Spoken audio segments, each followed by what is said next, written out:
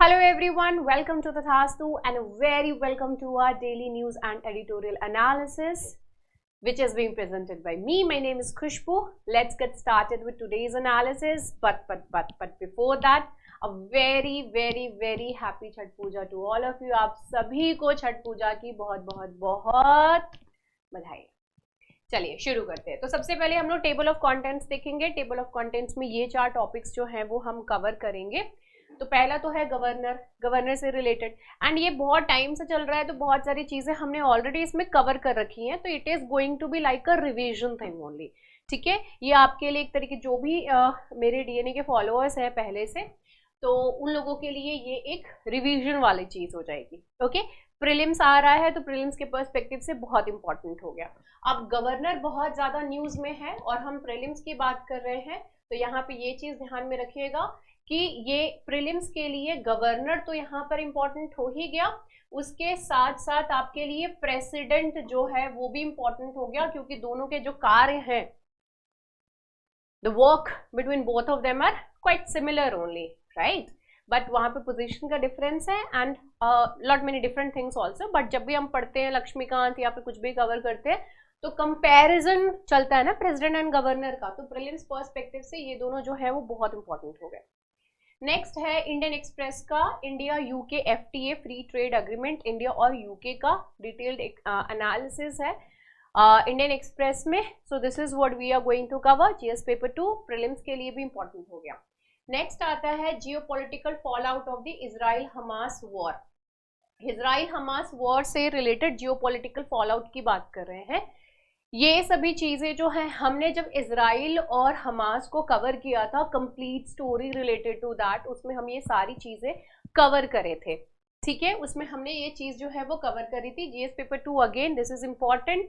Geography is also involve in that in this thing, तो हमारा जो है जीएस पेपर 1 भी यहाँ पर आ जाता है। ठीक है, तो इजराइल हमास वॉर की वजह से क्या क्या चीजें, जो क्या समीकरण है, what are the things which has actually changed and which is going to be changed in Israel and Arab world में, apart from that US में, US चाइना का क्या सीन चल रहा है इन सब में, तो वो चीज से रिलेटेड ये एडिटोरियल है द हिंदू का।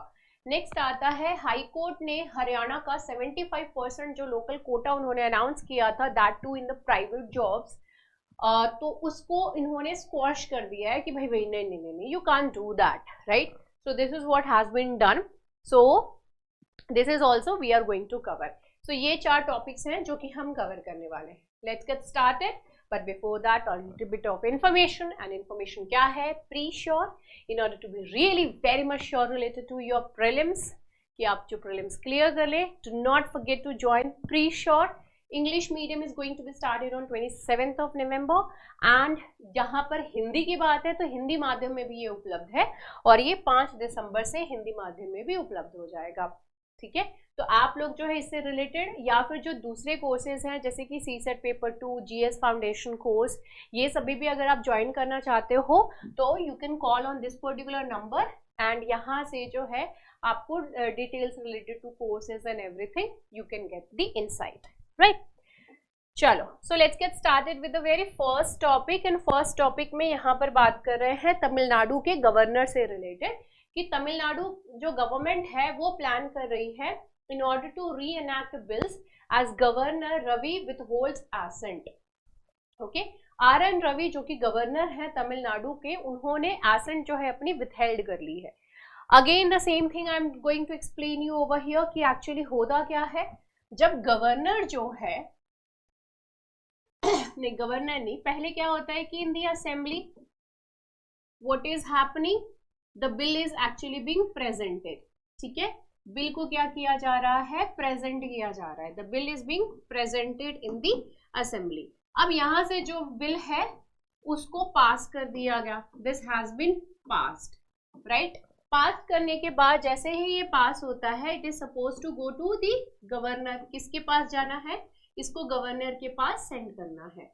Now the governor has certain powers, and उस powers का use करते हुए the governor is supposed to use those powers in order to do whatever he wants to do related to the bill.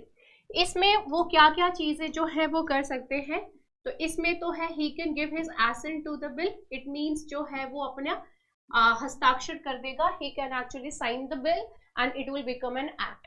As soon as जो ये accent दे देते हैं तो वो जो बिल है वो क्या बन जाता है, एक्ट बन जाता है। Okay, it will become an act. Next is that he can withhold his assent, ये जो है अपना एसेंट रोक सकते हैं कि भाई हमको जो है किसी भी तरीके का एसेंट इसमें नहीं देनी है, किसी भी तरीके का कोई काम नहीं करना है। He can return the bill, okay, bill को रिटर्न कर सकते हैं फॉर कि भाई असेंबली को रिटर्न करेंगे and in the assembly what they will be doing, ये जैसे ही बिल वापस गया तो उसके ऊपर they can do the changes whatever required, they will be doing that, वो करके फिर वापस जो है वो सेंड कर सकते हैं गवर्नर को। ठीक है, जब ये दोबारा बिल को जब सेंड कर देते हैं तो इस पर्टिकुलर केस में जैसे ही दोबारा सेंड किए तो इसको जो है अपना एसेंट जो है गवर्नर को देना पड़ जाता है, बिकॉज उन्होंने they have already rethought about that. ठीक है, many a times what happens कि इसी बीच में क्या होता है कि बिल को वापस करने के बाद काफी टाइम ऐसा होता है कि जो बिल है वो वापस ये लोग गवर्नर के पास नहीं भेजते हैं, इट एंड्स, उसको जो है फिर वापस रिकंसीडर नहीं किया जाता है। ओके, काफी टाइम ऐसा भी होता है। Okay, apart from that governor जो है he can have that particular bill for the assent of in order to consider for the consideration of the president। ठीक है, तो ये प्रेसिडेंट के कंसिडरेशन के पर्पस के लिए जो है उसको रख सकते हैं। ठीक है, अब यहाँ पे पॉइंट ये आ जाता है, ये जो पूरा का पूरा मामला चल रहा है, पूरा ये जो प्रॉब्लमेटिक सिचुएशन चल रही है कि जब ये विदहोल्ड कर लेते हैं, कुछ भी एक्शन नहीं लेते हैं, तो for how long it is suppose to be done, क्योंकि काफी टाइम ऐसा होता है कि बहुत सारे इंपॉर्टेंट बिल्स हो सकते हैं and as of now what is happening, central government जो गवर्नर्स को अपॉइंट कर रही है, तो what they do, governors in order with they are suppose to work as a neutral entity, but वो न्यूट्रल एंटिटी के तौर पे ना काम करते हुए वो क्या करते हैं, सेंट्रल गवर्नमेंट जो है उनके फेवर कर रहे होते हैं। ठीक है, अब स्टेट में जो गवर्नमेंट है वो गवर्नमेंट किसी और पार्टी की है, सेंट्रल गवर्नमेंट में किसी और की पार्टी है, तो यहाँ पे जो गवर्नर है वो सेंट्रल गवर्नमेंट को एक तरीके से फेवर करते हैं। Okay, that is actually being seen, यही चीज जो है वो देखने को मिल रही है एंड यही रीजन है जिसकी वजह से गवर्नर्स के ऊपर जो है अब फिंगर्स जो है वो पॉइंट आउट हो रहे हैं। Here the same thing is happening. यहाँ पे तमिलनाडु जो गवर्नमेंट है उन्होंने कहा कि भाई हमारे पास बहुत सारे जो है वो कुछ इंपॉर्टेंट बिल्स है और हमको उनके ऊपर एसेंट चाहिए, लाइक नीट एग्जेम्पशन बिल। ठीक है, इसको लेकर के, right, so technically these bills can not be readopted by the house as was done when the governor nor return the bill, governor return the NEET exemption bill last February and a bill seeking to ban online gambling in March 2023। इन्होंने क्या किया है कि उसको return कर दिया। अब जब रिटर्न कर दिया तो अब इनके पास कोई काम नहीं रह रहा है। अब नीट जो है इन्होंने उस चीज को क्यों लेकर के आए, for because of the children, because you people must have heard, बहुत सारे ऐसे बच्चे हैं जो who are actually committing suicide because they are not able to clear the exam, just because of that, as if उनकी life जो है it is as if जो एग्जाम है that is way more important than their life, they're not understanding this thing, so there are lot many other thing and online gambling को भी जो है ban करने के लिए अब ये जो कुछ important bills जो गवर्नमेंट ही कह रही है कि these are very important bill, अब इस तरीके से रिटर्न कर दिया जा रहा है। now what they are left with is that governor जो है विद होल्ड कर लिए, अब उनके पास कुछ समझ में नहीं आ रहा है कि क्या आगे एक्शन लिया जाए, because until unless the governor is actually taking any kind of action, the government won't be able to do anything। ठीक है, तो उनके पास लास्ट ऑप्शन यही बच जा रहा है कि भाई हम जो है एक्शन अगर लेना है किसी तरीके का तो सुप्रीम कोर्ट जो है वो जाना पड़ेगा। So this is the last resort what they are actually left with. यहाँ पे बोल रहे हैं कि आर्टिकल 200 जो है हमारे कॉन्स्टिट्यूशन का, यहाँ पे गवर्नर जो है उनको पावर दिया जाता है to grant assent, withhold assent और reserve a bill for the consideration of the president. Fourth option is return the bill requesting consideration by the house. ठीक है, कि रिकंसीडर करो भाई इसके ऊपर, कि ये बिल जो है एक्चुअली में रिक्वायर्ड है या नहीं, इस तरीके की चीजें. So all those things I have explained you. Do remember article 200 में जो है ये सारी चीजें दी हुई है. Okay, so this was all related to our governor वाला topic. Now the next topic is related to Haryana. Haryana में जो 75% लोकल कोटा प्राइवेट सेक्टर में लाने की बात हुई थी, तो यहाँ पे हाई कोर्ट ने क्या किया है, इसको स्क्वॉश कर दिया कि भाई you can not do that. ठीक है, and this is a domicile quota, मतलब जो रेजिडेंट्स हैं स्टेट के उनके लिए ये रिजर्वेशन है. Okay, and this is what something has been promised in the manifesto also. तो मैनिफेस्टो में जो है वो प्रॉमिस किया गया था. यहाँ पे the Haryana state employment of local candidates act 2020 which came into force in January 15th last year makes it mandatory for the employers. ये एक्ट जो है इसको ध्यान में रखिएगा कि ये एम्प्लॉयर्स के लिए जो है ये इंपॉर्टेंट कर देता है, मैंडेटरी कर देता है. ठीक है, क्या कर रहा है, मैंडेटरी कर दे रहा है एम्प्लॉयर्स के लिए कि 75% कोटा जो है वो आपको रखना पड़ेगा for the local residents over there.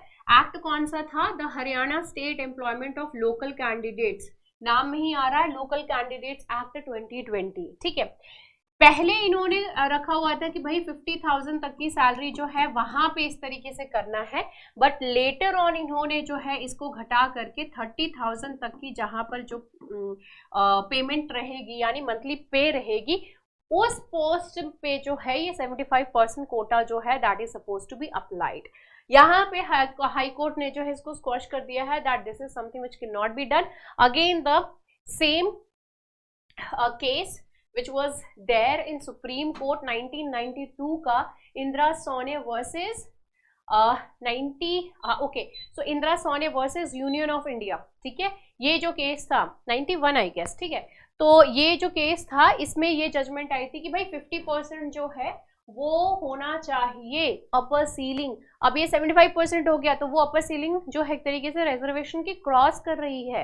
Recently Maratha जो रिजर्वेशन था उसको भी स्क्वॉश कर दिया, उसको भी जो है नलीफाई कर दिया गया था because of this particular reason only. So this is something which can not be done. अभी अगेन जो है वो बिहार कास्ट सर्वे करने के बाद they are also trying to do the same kind of thing only, right. So this is what is related to the reservation kind of thing.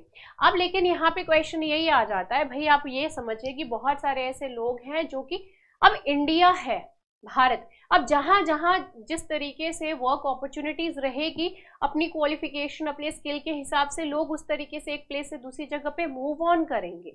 If we will be applying these kind of quotas, तो how do you think कि ये जो है वो कितना सही है actually. Because बहुत सारे ऐसे लोग होंगे जो कि कहीं ज़्यादा टैलेंटेड होंगे, बहुत ज़्यादा टैलेंटेड होंगे, but still they won't be able to get job, right. ये कोटा की वजह से बहुत सारे लोग जो है वो नहीं जो है वो ले पाएंगे. The best thing should be like आपके स्किल के बेसिस पे होना चाहिए, but there are obviously lot of ifs and buts over here. ठीक है, खैर इसके ये तो बहुत ही ज्यादा डिबेटेबल टाइप की जो है ये टॉपिक है जिसमें बहुत सारी चीजें आती हैं. खैर चलो, now let's move on to the next topic, and this topic is related to the free trade agreement, the proposed free trade agreement between India and UK. यहाँ पर हम बात करेंगे its politics and why UK may benefit more from this particular thing. जो UK है United kingdom को भाई यहाँ से जो है ज्यादा बेनिफिट मिलेगा as compared to what India will be getting. ठीक है, फ्री ट्रेड अग्रीमेंट किसी तरीके कोई टैरिफ नहीं मिल रही है, लग रही है, बस you are actually doing what, आराम से जो है वो ट्रेड आप एक्चुअली कर पा रहे हो, right. Here this is, now let's move on कि ये एक्चुअली है क्या, इसमें क्या क्या चीज है. तो ये जो फ्री ट्रेड अग्रीमेंट है this was actually signed between obviously India and that of the UK itself, and this is the very much the focus of what Indian and British systems are negotiating, and we hope that we will find a landing point that works for the both. This is what has been pointed out. S Jaishankar ji ने जो है ये point किया था कि हम जो है देख रहे हैं, we are looking forward to this thing कि कुछ ना जो है वो एक्चुअली अच्छा ही रहेगा. अब यहाँ पे जब ये चीज साइन कर दी गई है तो यहाँ पे एक और चीज आपको ध्यान में रखने वाली बात है कि जो इंडिया है, इंडिया का second largest trade partner is that UK. the European Union. The second largest is that of the European Union. When signed, the India-UK FTA will serve as template for an agreement with India's second largest partner, that is the trade partner, that is the European Union. तो European Union जो है वो second largest trade partner जो है वो actually India का. Now it is actually going to break from the look east policy for trade deals under the UPA government, which we had earlier कि हम जो है क्या कर रहे हैं, we are just looking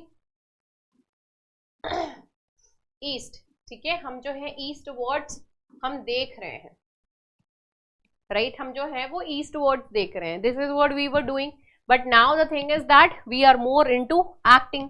सो पहले की जो गवर्नमेंट थी उस टाइम क्या था कि लुक ईस्ट पॉलिसी थी, जिसके अंदर they saw that widening deficit with that of the China, South Korea, ASEAN countries, इन सभी के साथ जो है हमारा deficit था, obviously बात है.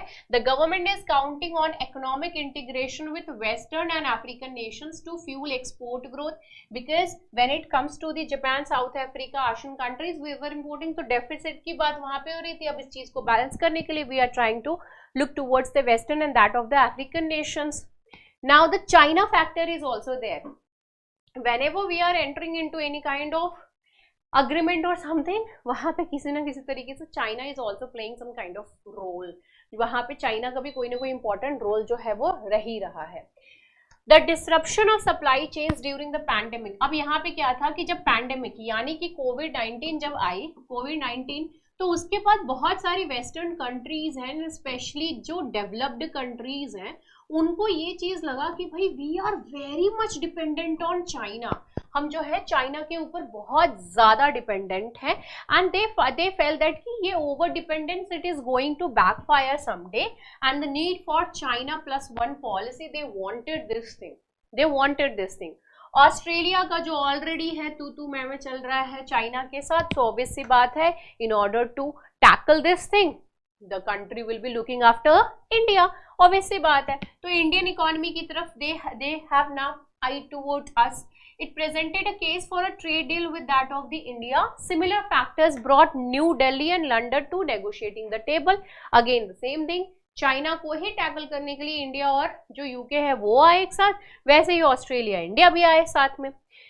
नाउ इंडिया ने जो है आरसेप को एग्जिट कर दिया. आफ्टर एग्जिटिंग, चाइना डोमिनेट कर रहा था regional comprehensive economic partnership, that is the RCEP, ठीक है.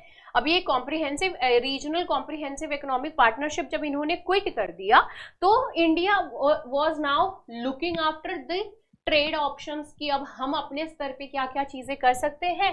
तो यूके, ऑस्ट्रेलिया, ईयू और Canada, all these with all them, in order we actually held we actually look for the trade thing कि हम किस तरीके से ट्रेड डील्स कर सकते हैं to hold off China in this particular region, right? So हम किस की तरफ देख रहे थे, UK, Australia, EU and Canada. अभी जो है थोड़ी चीजें गड़बड़ चल रही हैं, but that's a different thing.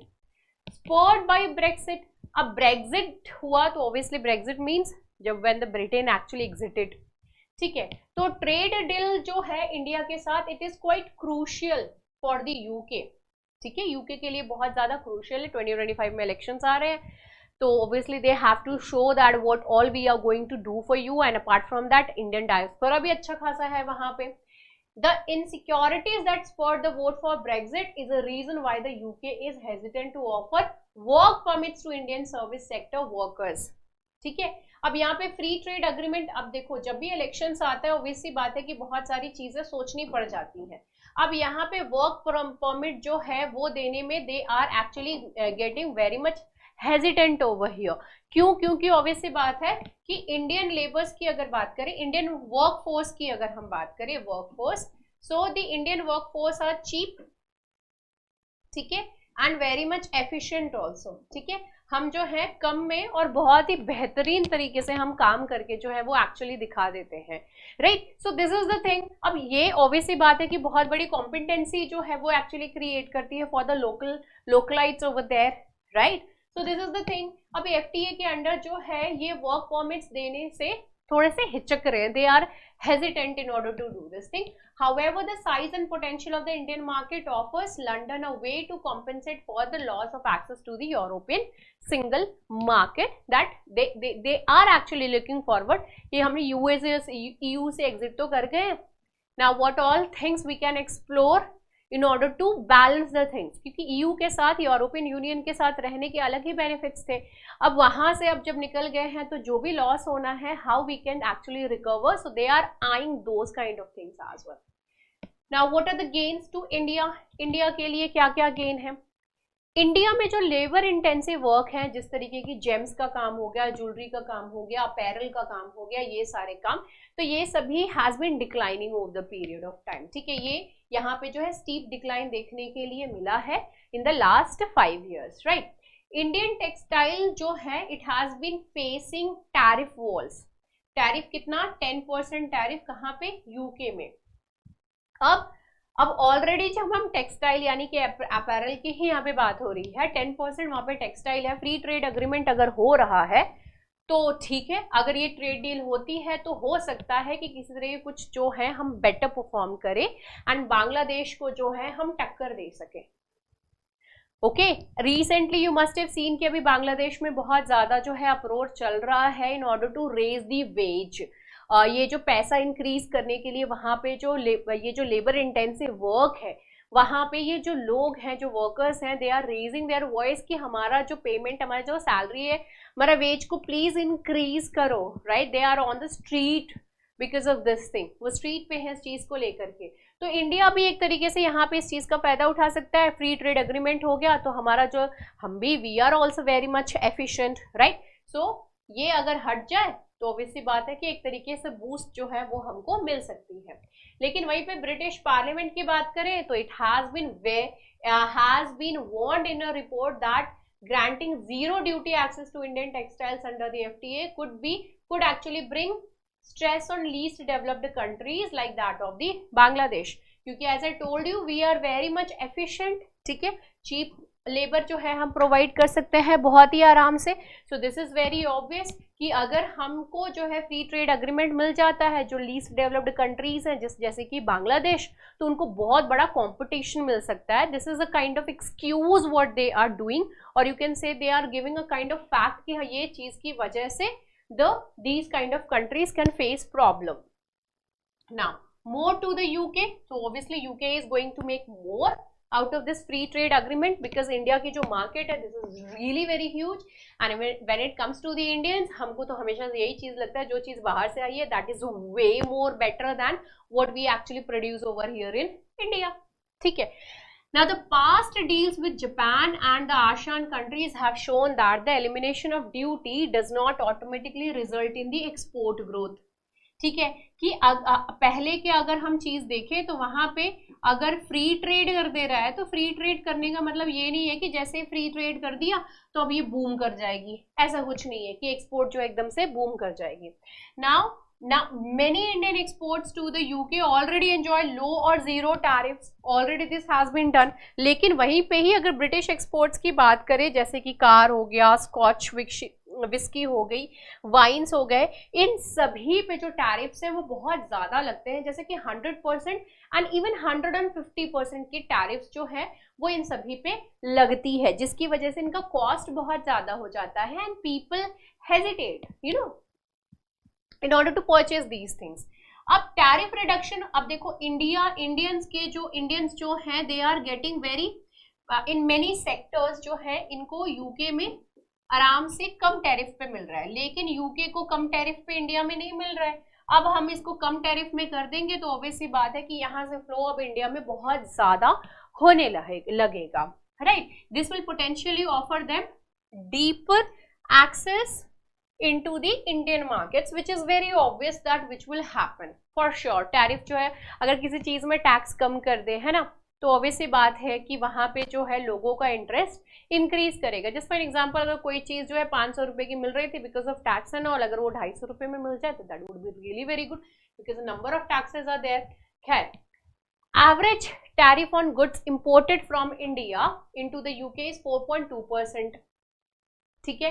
अब इंडिया से वहां पे यूके में जाता है तो 4.2% है, लेकिन वहीं पे ही इंडिया में टैरिफ अगर यूके से आती है तो 14.6% है। तो यहाँ पे टैरिफ में जो है वो एक तरीके से you can see that there are differences.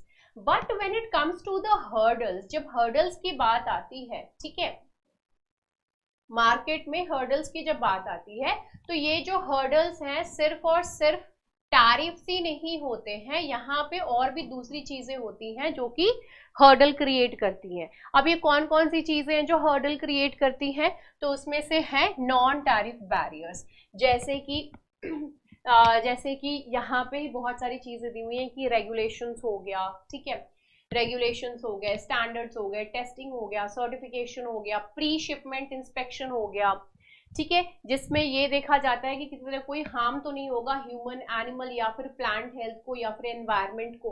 तो इस तरीके की जो चीजें होती है non tariff bans, non tariff barriers basically, तो वो बेसिकली किसी तरह का कोई टैरिफ नहीं है, लेकिन टेस्टिंग है, रेगुलेशंस है, उन सारी चीजों को के मापदंड जो है you are actually not standing that thing, उस लेवल के नहीं हो पा रहे हैं, तो this is very obvious that this is going to create problem and सामान जो है आप एक्सपोर्ट नहीं कर पाओगे। तो those kind of barriers are also there, जैसे कि फ्रूट्स एंड वेजिटेबल्स हैं वो उनको एक्सपोर्ट करना हो तो यहाँ पे स्ट्रिक्ट लिमिट्स होती हैं which is being imposed by the European economies, जहां तक कि पेस्टिसाइड्स की बात आती है और या फिर किसी और तरीके की कंटेमिनेशन की अगर बात आती है तो in that particular thing while importing. अब इंडियंस जो है फार्मर्स मेनी अ टाइम्स क्या ये हो ही रहा है कि बहुत ज्यादा केमिकल्स का यूज हो रहा है in order to grow the fruits and everything, fruits हो गया, वेजिटेबल्स हो गए, कुछ भी हो गया, सीरियल्स हो गया, right? So the intake of the pesticides is too much over there, so because of that it is quite harmful for our health, हमारे हेल्थ के लिए काफी ज्यादा हार्मफुल है। when it is harmful then definitely they won't be clarifying those, मतलब they won't be clearing those kind of things, तो वो भी एक तरीके से लिमिटेशन जो है वो एक तरीके से इम्पोज कर देता है। now when it comes to the, अब हाई रिजेक्शन हो जाती है, इंडियन प्रोडक्ट्स जो है वो हाईली रिजेक्ट होते हैं because of these kind of things जो कि नॉन टैरिफ बैरियर्स आती है, ठीक है। नेक्स्ट आता है issue of carbon tax is also there. अब जैसे EU है, UK is also looking to impose levy on metal imports based on carbon emissions and EU style carbon border adjustment mechanism CBAM, ये चीज ध्यान में रखिएगा, carbon border adjustment mechanism, this will actually hurt India's exports to that of the UK। even if अगर India में जो है यहाँ पे टैरिफ्स की अगर बात करें तो टैरिफ में इंडिया को काफी ज्यादा जो है लेवरेज मिल जाए, बट अगर कार्बन बॉर्डर एडजस्टमेंट मैकेनिज्म अगर किसी ये वाली चीज अप्लाई हो जाती है तो it is going to create problem, because in order to create those kind of things a lot many carbon is actually being produced, released, in that way definitely India is going to face problem। UK's carbon tax could be harsh, वहाँ पे जो carbon tax है वो काफी ज्यादा harsh हो सकता है because it aims to reduce dependence on the Russian energy imports and all of us are aware of this thing कि इंडिया जो है वो रशिया से काफी सारे एनर्जी जो है वो एक्चुअली इम्पोर्ट कर रहा है, the fuel and all those things, ठीक है। Now अगर CBAM के कंसल्टेशन पेपर के हिसाब, मतलब कंसल्टेशन पेपर है एक ऑन दिस CBAM ओनली, इसके हिसाब से देखें the UK has short listed products जैसे कि cement, chemicals, glass, iron, steel, non ferrous metals, non metallic minerals, paper, pulp, refining, fertilisers and power generation, ये सभी चीजों के ऊपर जो है कार्बन टैक्स लग सकता है एंड ये टैक्स अगर लग जाती है तो it is going to be really very high which will eventually impact the India's trade with UK। सो बहुत सारे जो है यहाँ पे अप्स एंड डाउन्स वाले सीन है। Now let's move on to the last topic of the day and last topic हमारी किससे रिलेटेड है? इजराइल एंड हमास से रिलेटेड है। This is something which we had covered earlier also, now we are going to do again but in a little different manner.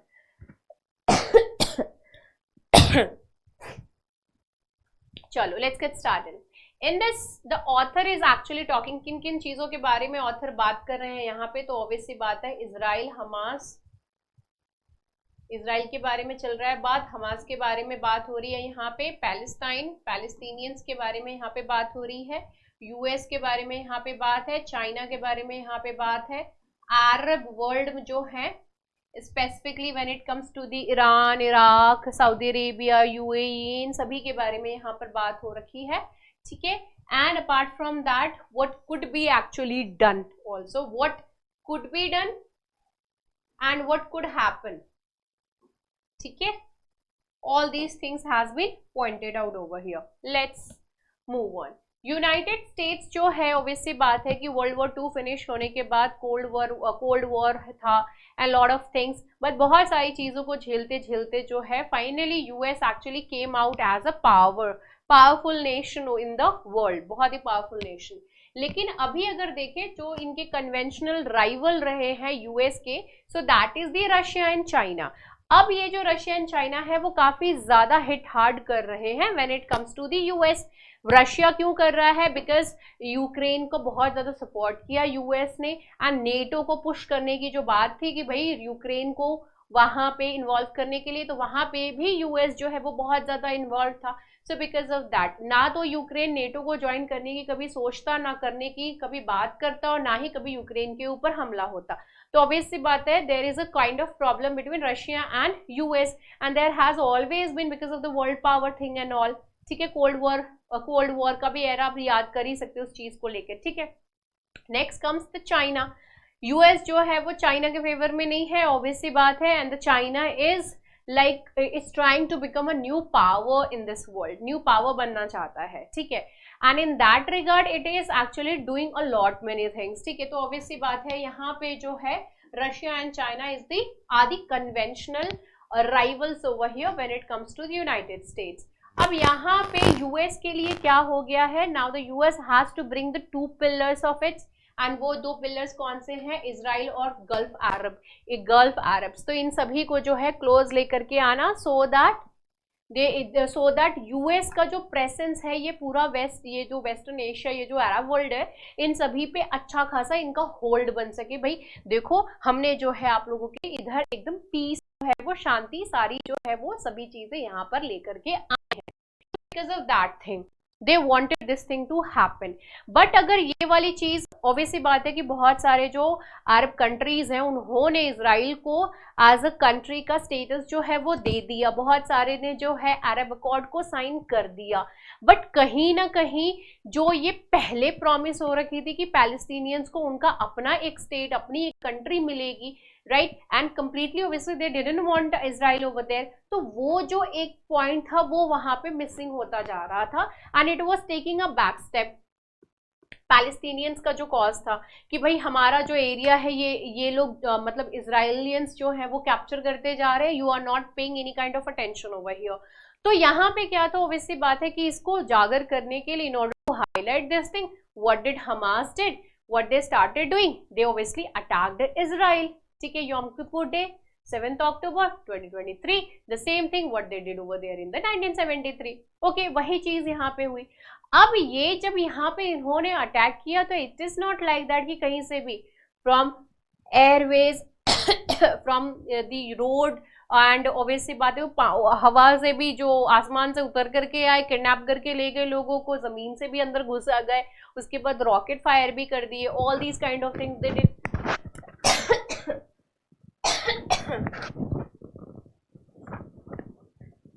Okay, so all these kind of things were happening. अब यहाँ पे जो है दे were trying कि किसी तरीके से problematic जो भी प्रॉब्लम चल रहा है इट शुड बी रिजॉल्व्ड,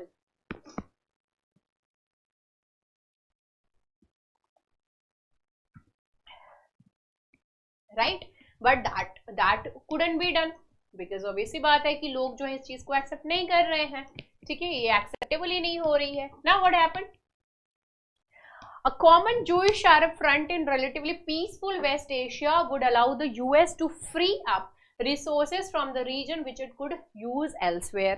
अब US इसलिए नहीं, गुडविल में ये काम नहीं कर रहा है। US ने ये सारी चीजें क्यों करना चाहा कि ये अरब और इजराइल को जो है मेल जोल इनकी बढ़ा दे, तो उसके पीछे की रीजन ये थी कि यूएस का दबदबा जो है वो वहां पे बढ़ जाएगा। लेकिन वहीं पे अगर दूसरे साइड में देखें, the USS deprioritization of West Asia, it actually led the Gulf Arabs to make their own tactical changes in foreign policy for a more predictable and stable relationship in the region. Now जब इनको लगा कि भाई ये जो है US का एक तरीके से डिस्ट्रैक्शन हो रहा है अरब वर्ल्ड पे, it is not actually focusing any kind of thing, and obviously बात है यू मस्ट हैव सीन कि अरब वर्ल्ड में यूएस का किसी ना किसी के साथ Iraq, Syria and all those things, something is actually happening over there. तो ऑब्वियसली बात है it actually opened arena for China. China के लिए जो है एक ओपन स्पेस वहां पे बन गया क्योंकि US was not that effective over there. ठीक है, तो इसने अपॉर्चुनिटी ओपन कर दी चाइना के लिए, एंड ऑब्वियसली बात है कि बहुत सारी जो गल्फ कंट्रीज हैं उन्होंने यहाँ पे चाइना के साथ अपना जो है वो रोल प्ले करना स्टार्ट कर दिया. They started enjoying the benefits over there. Now the result इसकी वजह से क्या हो गया, ईरान सऊदी रिकंसाइलेशन अग्रीमेंट हुआ, एंड यूएस ने इस पर्टिकुलर रिस्पॉन्स में in order to response this thing to Saudi Iran detention was to double down the Arab Accords. Now the Biden administration invested itself in the talks between the Saudis and that of the Israelis, and it was very much confident. इतना ज़्यादा confident थे कि भाई हम जो है we would be making some kind of changes on all, वो सारी चीज़ें हम कर देंगे, अरब वर्ल्ड में तो हम हैं. तो इन्होंने India middle east European corridor जो था इसको भी लेकर के इन्होंने बात कर दिया कि इंडिया से होते हुए आईमेक जो है, अब ये जो है इन्होंने अनाउंस कर दिया कि इंडिया से होते हुए मिडिल ईस्ट से होकर के Europe, and we it means US we will also be supporting over here. तो उन्होंने इस चीज को भी अनाउंस कर दिया था. ठीक है, now this was actually done. इसकी वजह से क्या हुआ, अरब इजराइल पीस जो है it propose earlier this year which hinged the Arab Israel peace and sold it as an alternative to China's outreach into the region, because China जो है it is also coming up with the different road initiatives and all. जो है हम नया अपना जो silk route था उसको रिवाइव करेंगे, belt road initiative and all those kind of things. A lot many things China is also doing in order to connect everything. ठीक है, एंड ओवरऑल वो एक तरीके से क्या कर रहा है, इंडिया को हर तरफ से जो है वो घेरने की कोशिश कर रहा है, and that is also being happened over here. मतलब India is China is very गजब वाले जो कॉम्पिटिटर्स हैं कि किस तरीके से दूसरे को हम टक्कर दे. यहाँ पे यूएस ने इसको पहले ही अनाउंस कर दिया.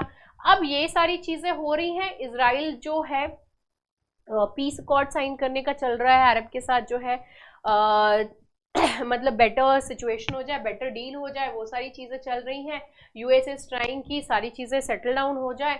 China is from there it is trying कि भाई चीज़ें मेरे फेवर में आ जाए. अब यहाँ पे जो सेंटर में चल रहा है that is the Arab world, and specifically apart from that comes the Israel. Hamas Palestinians का इशू तो पता नहीं कहाँ चला गया. तो अब इस चीज़ को हाईलाइट करने के लिए 7 अक्टूबर को हमास ने जो है इजराइल पे अटैक कर दिया कि भाई हमको आप कैसे भूल गए, हम भी जो है वो यहीं पे हैं. Now the regionalisation of Palestine over here. Now तो गाजा की जहां तक बात है तो गाजा स्ट्रिप को 2007 से ही हमास जो है उसको वहां पे वो हैंडल कर रहा है, और यू कैन से कि वहीं पे उनके कंट्रोल में है. हमास जो है वो सुन्नी इस्लामिस्ट मिलिटेंट ग्रुप है, और वहीं पे ही ईरान की बात करें तो ईरान जो है शिया को फॉलो करते हैं, एंड हमास जो है वो सुन्नी इस्लाम से मतलब मुस्लिम्स हैं ये ओवर हियर. सो ऑब्वियसली बात है अब सुन्नी और शिया के बीच में तो वैसे ही नहीं जमती है. That is also there which also has been its patron for years, and Saudi Arabia is also Sunni monarchy, and that has been wary of the Hamas brand of political Islam, that it has always been politicizing all these kind of things. Now it is a welcome development, but it saw Saudi Arabia normalizing ties with the Israel. कि ये भी जो Saudi Arabia is Sunni, Hamas is Sunni, they saw कि भाई Saudi Arabia normalise कर रहा है Israel के साथ अपना सिचुएशन, अपना जो फ्रेंडशिप है वो बेटर करने की कोशिश कर रहा है. अब यहाँ पे आया कि भाई पैलेस्टीनियंस का जो ये एरिया जो है वो कैप्चर करते आ रहे हैं, they have been occupying the territories since 1967. इसको के ऊपर क्यों नहीं कोई ध्यान दे रहा है. हमको जो है स्क्वीज करके गाजा स्ट्रिप पे इतना हाईली डेंसिटी वाला एरिया बना दिया है, वहां पे सब लोग स्क्वीज करके वहां पे रह रहे हैं, right. So and these Israelis are living so happily, so आराम से. तो यहाँ पे ये वाला चीज लोग क्यों नहीं देख रहे हैं.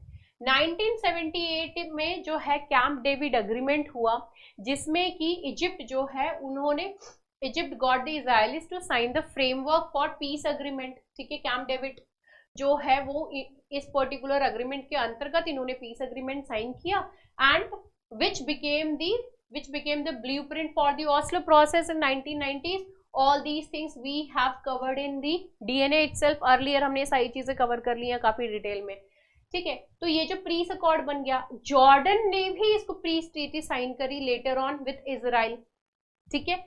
After the first Oslo accord वो साइंड इन 1993। उसके बाद पहले क्या हो गया, इजिप्ट ने सबसे पहले जो है रिकॉग्नाइज किया इजराइल को as a country. Later on Jordan joined, उसके बाद यूएई भी आ गए, उसके बाद बहरेन भी आ गए, उसके बाद मोरक्को भी आ गए। ये सभी ने जो है अब्राहम अकॉर्ड साइन कर दिया बाय 2020, इतने सारे लोगों ने कर दिया। इजराइल ने हालांकि किसी भी तरीके का कोई कंसेशन जो है वो पैलेस्टीनियंस के लिए यहां पर नहीं किया, ठीक है। उन्होंने किसी भी तरीके की कंसेशन जो है वो यहाँ पर नहीं करी।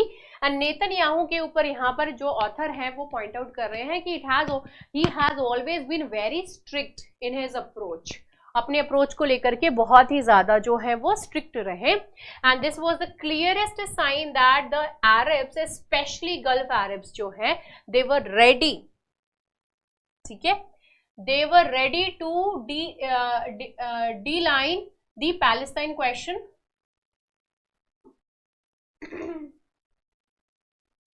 okay, they were ready to de-line the Palestine question for their engagement with that of the Israel because they were like, ठीक है भाई अपना काम बनता, कुछ भी जाए क्या ही हो रहा है, ठीक है, ऑल दोज थिंग्स। खैर नेतन्याहू गवर्नमेंट जो है वो अपने हिसाब से सारा काम कर रही थी। सऊदी अरेबिया एंड इजराइल जो है वो बातचीत इन लोगों के बीच में चल रही थी that how we could actually do we could do better for our countries, ठीक है, for our countries, all these kind of things were going on.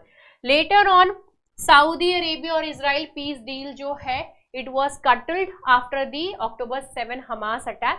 अब यहाँ पे क्या हो रहा है, अब हमास ने जो है वो इजराइल के ऊपर अटैक कर दिए बहुत सारे रॉकेट से। सो दिस इज वेरी ऑब्वियस कि आप जो है किसी के ऊपर अटैक करोगे, वो भी इजराइल जैसे देश के ऊपर जिसने कभी भी कोई वॉर जो है वो हारा नहीं है, despite being such a small country, उसके बाद भी अब वहां पे अटैक करेंगे तो रिटेलिएशन जो है वो तो देखना पड़ेगा। तो दे रिटेलिएट, अब यहाँ पे जो है उन्होंने अटैक किया वापस। अब इसके वजह से there are lot many Palestinians who actually lost their life, बहुत सारे पैलेस्टीनियंस जो हैं दे लॉस्ट देयर लाइफ, ठीक है, लॉस्ट देयर लाइफ। अब ये चीज होने की वजह से this is very obvious that अब इन सारी चीजों की वजह, अब यहाँ पे हमास ने ऐसा थोड़ी है सिर्फ रॉकेट ही छोड़ दिया दैट्स इट। उसके बाद जो इन्होंने अपनी तरफ से भी ग्राउंड असॉल्ट किया, जिसके इन्होंने वीडियोस भी बनाए and which went very much viral also. They killed many children also, here also the same kind was happening. जब भी कोई बॉम्ब कहीं पे गिरता है तो ये नहीं दिखता है बूढ़ा है, जवान है, बच्चा है, औरत है, लड़की है, लड़का है, कौन है, कुछ नहीं देखता है, वो बस फूट जाता है जहां पे भी आप फेंकोगे। That is what is happening, a lot many people they lost their life, ठीक है। तो अब यहाँ पे इन सारी चीजों की वजह से हमास का जो कॉज है, यानी पैलेस्टीनियंस का जो कॉज है अपनी टेरिटरी को लेकर के, जो कहीं ना कहीं बैकफुट पे चला गया था, अब वो फिर से जो है वो हाईलाइट हो गया है। नाउ अब यहाँ पे ये भी पॉइंट ध्यान में रखिएगा, इन्फितादा बहुत बार हुआ है, इन्फितादा 2 इन्फितादा हैज बीन डन,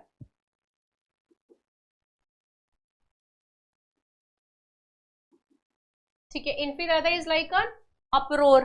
अब यहाँ पे क्या है कि ये यहाँ पे अपना एक तरीके से डिसएग्रीमेंट जो है वो शो करने के लिए लोग जो है रोड पे आकर के they started talking against the talking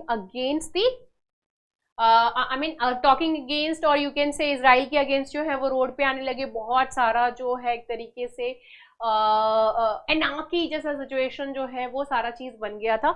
the same thing, अब ये जो सिविल स्ट्राइफ, स्ट्रीट प्रोटेस्ट जो है वो पहले कभी जो देखा गया था वो फिर से होने के चांसेस है।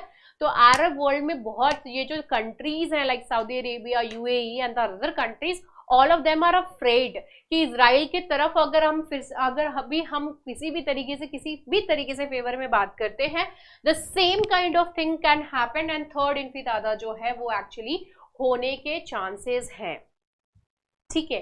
And when it comes to the Iran factor तो जो है वो हमेशा से है, Iran is trying to assume the power कि हम जो है अरब वर्ल्ड में we are the power, we are the leaders over here, ठीक है, हम जो है लीडर के तौर पे यहाँ पे उभर रहे हैं और हम जो है इनके लिए सब कुछ करेंगे. So here this is something which is happening. अब यहाँ पे प्रो पैलेस्टीनियंस को लेकर के ये बात करके they can do this thing, but again the same thing is that Iran को दूसरी अरब कंट्रीज जो है वो obvious सी बात है कि उसको वो पावर अज्यूम करने के लिए नहीं दे सकती हैं. So that is the kind of problem over here. ठीक है, now Iran has stepped up it's pro-Palestine rhetoric and called for collective action against the Israel, while its proxies, and इसके proxies क्या है, हूतीस यमन में और Hezbollah Lebanon में, ये और लेबनान पे भी नजर है यूएस की. ठीक है, तो ये जो proxies है वहां पे they have launched limited attacks on the Israel. This is something which has been done. Now Iran is trying to claim the leadership of the Arab world, which I have already told you. And ये एक तरीके से शिया Muslims and Sunni Muslims के बीच में जो gap बनी हुई है उस ब्रिज को, वहां पे एक ब्रिज बिल्ड करने की they are trying to do this thing. And apart from that they are showing कि हम जो है वो लीडर्स हैं यहाँ पर. ओके, दूसरी कंट्रीज ऑब्वियसली बात है वो नहीं चाहेंगी कि ये जो है वो एक्चुअली जाकर के क्या बन जाए, लीडर बन जाए. ठीक है, so this is the reason why Israel के फेवर में तो किसी भी तरीके से they can not talk, any of the Arab countries they can not talk over there. ठीक है, उनके फेवर में किसी भी तरीके से काम जो है वो नहीं कर सकते. ठीक है, अब नेतन्याहू ने एक तरीके से एंड गेम जो है वो स्टार्ट कर दिया है in the Gaza, and that is what is actually happening. He has already signalled that Israeli troops would continue to play an overall security role in the enclave, which means Israel would reoccupy the territory from where it withdrew in 2005. This is what has been saying. And UN ही नहीं, बहुत सारे ऐसे जो geopolitical मतलब इसके बारे में बहुत अच्छे से जानते हैं, समझते हैं, तो बहुत सारे ऐसे लोग हैं, बहुत सारी ऐसी चीज़ें हैं जो कि बहुत सारे ऐसे ग्रुप्स हैं जो कि कह रहे हैं कि अगर ये नेतन्याहू जो है ये डिसीजन लेते हैं in order to capture Gaza, ठीक है, तो this is going to be really very bad decision on his part, because obviously बात है कि ह्यूमैनिटेरियन वाला इशू तो रहेगा ही रहेगा. And apart from that where those Palestinians will be going, Egypt is not allowing, Jordan is not allowing, Lebanon में कहाँ ही जा रहे हैं, ठीक है, वहां से तो खाली करके इस साइड आ रहे हैं, साउथ में आ रहे हैं. Where they will be going, obviously they won't be going into the Israel. So where they will be going, where they are supposed to fly in the sky or what they are supposed to do, right? So that is what is there. खैर, regional dynamics की बात करें तो UAE and Saudi Arabia जो है उन्होंने American sanction जो है उसको ज्वाइन करने से रिफ्यूज कर दिया है against Russia after the Ukraine war. This has already been done. तो इट मीन्स दी कि यूएस क्या एक तरीके से फेवर में नहीं है. ठीक है, दूसरा सऊदी अरेबिया जो है वो ओपेक प्लस कोऑपरेशन जो है उस चीज को, कोऑपरेशन विद मॉस्को, उस चीज को अभी भी कर रहा है. ओपेक क्या है, organisation of the petroleum exporting countries plus cooperation with that of the Moscow. तो यहाँ पे एक तो वो रिफ्यूज कर दिए सैंक्शन, रशिया के ऊपर जो सैंक्शन लगे थे उसको मानने से, उसके अलावा यहाँ पर भी ओपेक को भी लेकर के वो अपना जो एक रिलेशन है मॉस्को के साथ वो भी कंटिन्यू कर रहे हैं. अब यहाँ पे क्या हो रहा है, Russia is playing really very powerful role, and apart from that Russia का friend is China, so that is also getting a kind of leverage over here. So China is playing an increasingly greater role in the Gulf, which includes secret plans to build a military facility in the UAE, which will later on they might use it in order to attack the allies of the US. That can happen. That can happen for sure. तो ये जो है all these things are related to this particular article, and apart from that here it is being said that in the solution that 2005 का जो situation था in Gaza is effectively back to the situation right now. 2005 से पहले जो situation था वहाँ पे अभी पहुँच गया है, but geopolitically अगर हम देखें तो यहाँ पे पहले US जो था that was the superpower, but now US is not the superpower, not superpower anymore. It is actually facing a kind of challenge, strong challenge from that of Russia, and China may not replace America in the West Asia. As of now, they may not replace US in the West Asia in the near future, given the US's huge military presence over there. But the point is that कहीं से तो शुरुआत हो रही है and ये शुरुआत जो है बहुत ज्यादा खतरनाक हो सकती है यूएस के प्रेजेंस को लेकर के. But the kind of footprint in of the other great powers is offering space for better maneuverability for regional players by tying itself deeply with Mr. Netanyahu's brutal. Here it has been said that the Netanyahu's approach towards Hamas, his attack is really very brutal. Endless war on Gaza. It is going to impact Biden because Biden, that is US, is actually supporting Israel over there when it comes to this particular attack. ठीक है, खैर अब इसमें देखिए war में किसको क्या ही बोले. War is fight on the emotions, it is not fight fought with this thing. वो जो ये जो ब्रेन का यूज करके स्टार्टिंग में चलता है, लेकिन when you are there in the war the emotions it actually overtakes anything, right. तो यहाँ पे जो है आपने मेरे घर पे अटैक किया है तो उसका भुगतान भुगतना पड़ेगा, लेकिन ये किस लेवल तक जाती है जियोपॉलिटिकली, इसको किस तरीके से इम्पैक्ट पड़ता है, this is going to be really very harsh on the US and Israel and the other Arab का world also. This might instigate somewhere sorry, it might instigate somewhere third world war की तरफ तो नहीं बढ़ रहे हैं भाई, because lot of wars going on. अभी आपने एक चीज ध्यान में दिया होगा कि रशिया और यूक्रेन के इधर क्या चल रहा है, no one is paying attention, not much of the news are actually coming from that particular part, right. So जो टैक्टिक है वो एक्चुअली काम कर रही है इन लोगों के लिए. खैर, so see you in the next video. Bye bye, take care and have a great time. Very happy Chhath Puja to all of you all over again. Good night. Jai Hind.